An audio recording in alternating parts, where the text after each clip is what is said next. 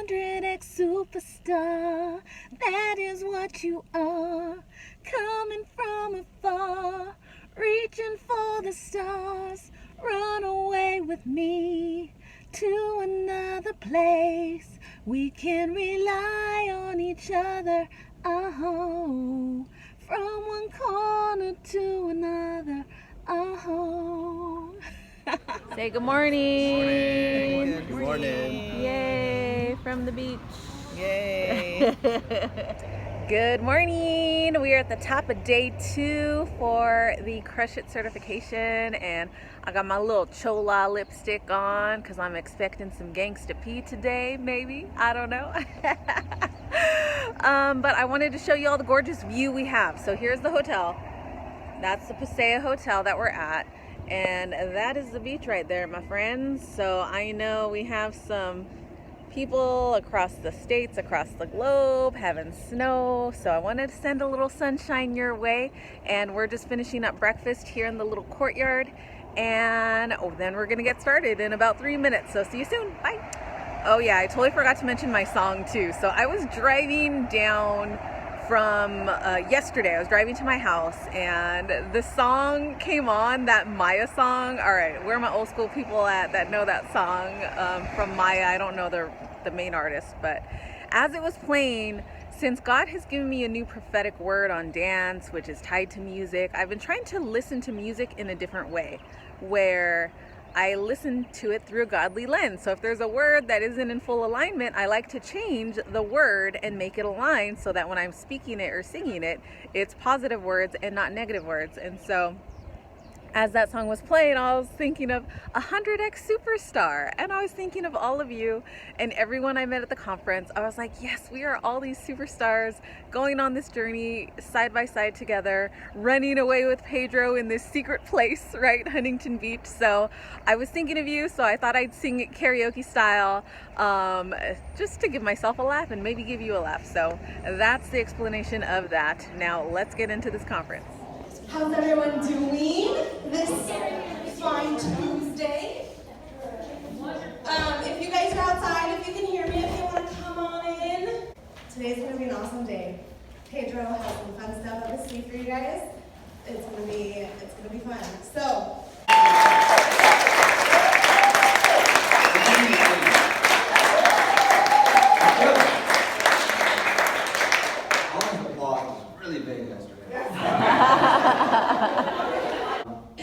Any quick big aha moments? I know you guys shared some stuff last night, the one-liners, but let's just take 2 or 3 quick shares that are a little bit more like anything that, like, anybody had a super major like breakthrough just yesterday. And McDonald's in the back.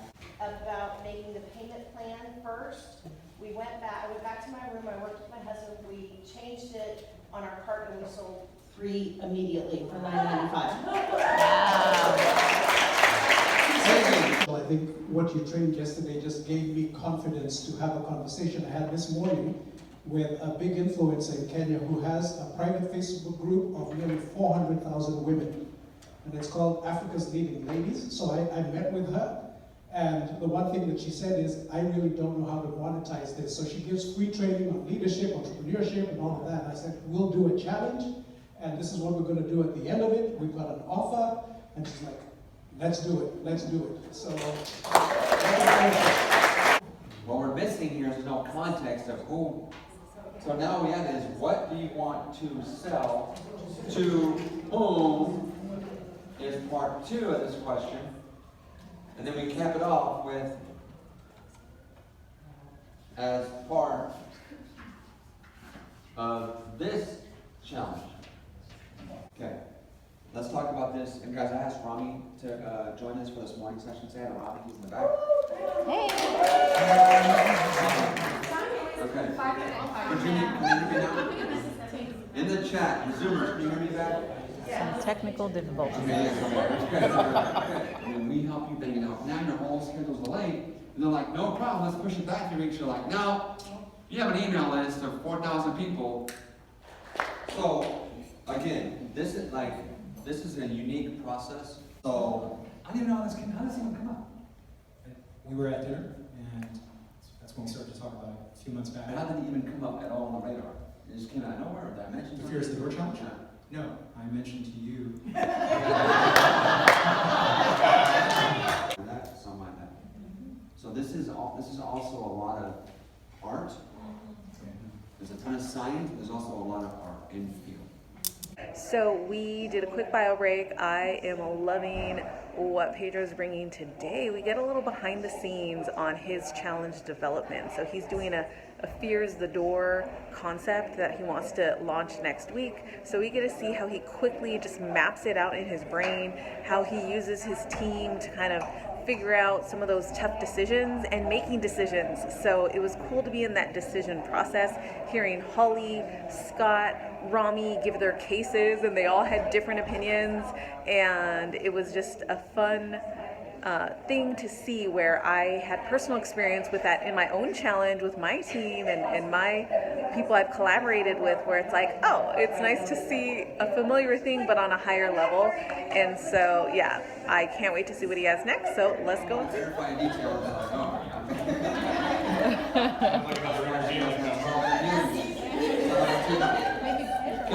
Okay, just finishing up lunch. I always forget to show you what we're eating, but it was really good. Salad, potatoes, and cheesecake and dessert.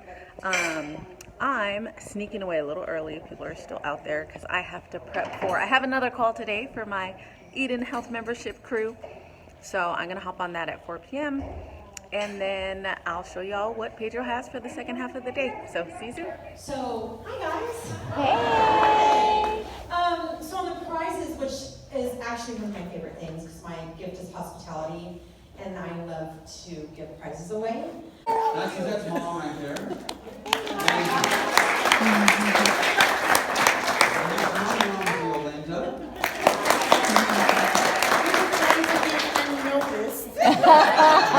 We're gonna go to the beach.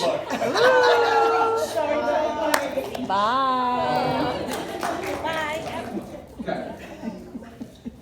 How many guys have heard me talk about my backstory about those really hard years? Okay. I would like to believe that everyone in this room believes me. Right?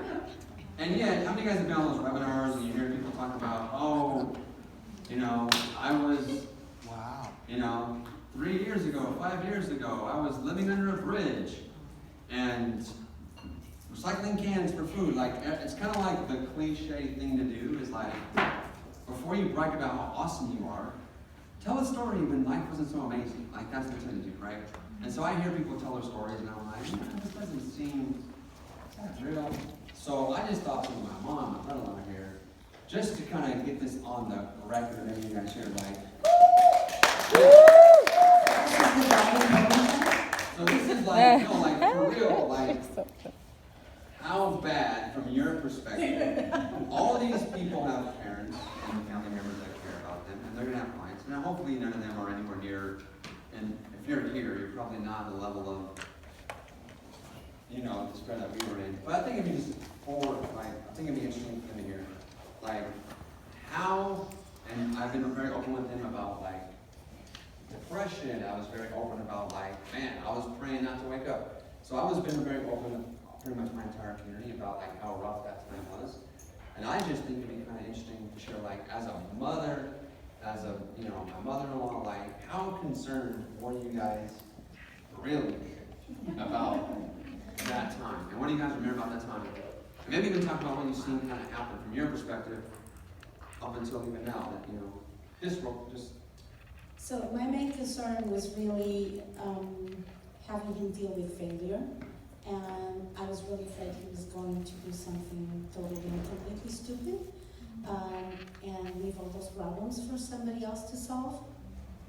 So I am the kind of person who thinks that people should make mistakes and should bang their head on the wall, because that's the only way you're going to learn. I can't teach you life. I can only be there as a safety net when you mess up, because you're going to mess up. We're all going to mess up at some point.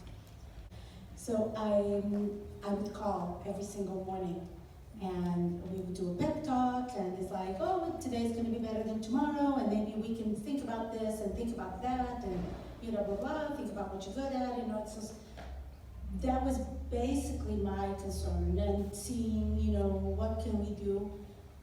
At some point, we realized that, he, of course, I'm just trying to keep things afloat. I don't cry. So it's just, you have to understand what love is.